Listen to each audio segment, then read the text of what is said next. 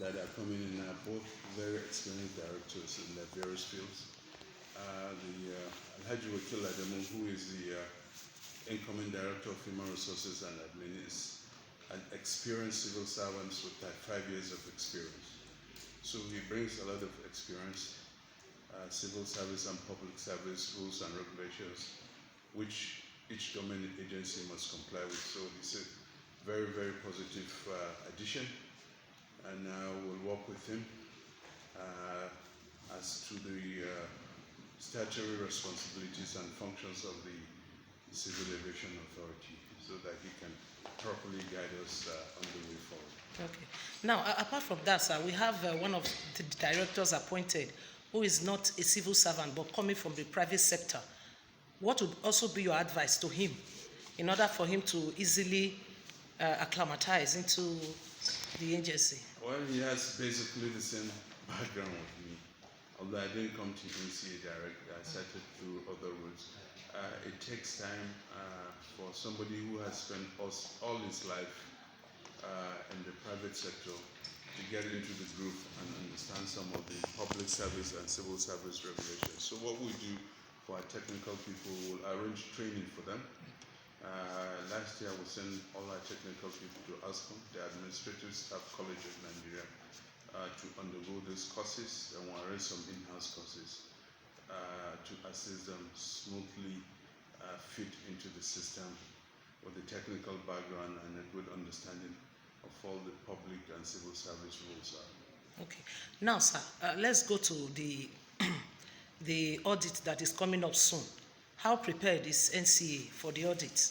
We are working assiduously with all the agencies, and the audit is about safety audit on the oversight function of NCAA.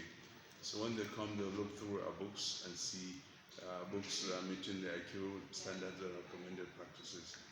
Then they go into the industry, they go to FAN, they go to NAMA, they go to any selected airlines to see whether we are actually complying with what we have in our books. And we've made significant progress. There's still some work to be done, but we're working on it, and we hope a couple of months before the audit will be fully ready. We have consultative meetings all the time with FAN and NAMA. Yesterday we had a Zoom meeting with NAMA. The previous day, NCAA, we had our own internal meeting. We had a Zoom meeting with FAN yesterday. Tonight we are going to have a Zoom meeting with NAMA and NIMET on the preparations. And then we'll have another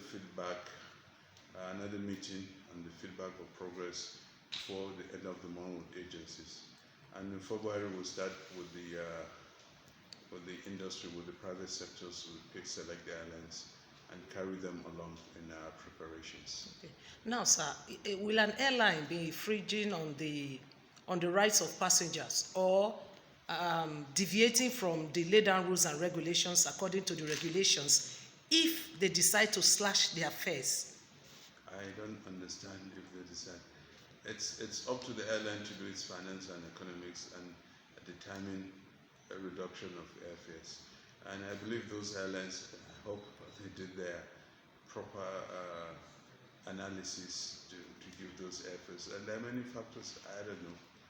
They only can really explain the reason behind their slashing of the fares.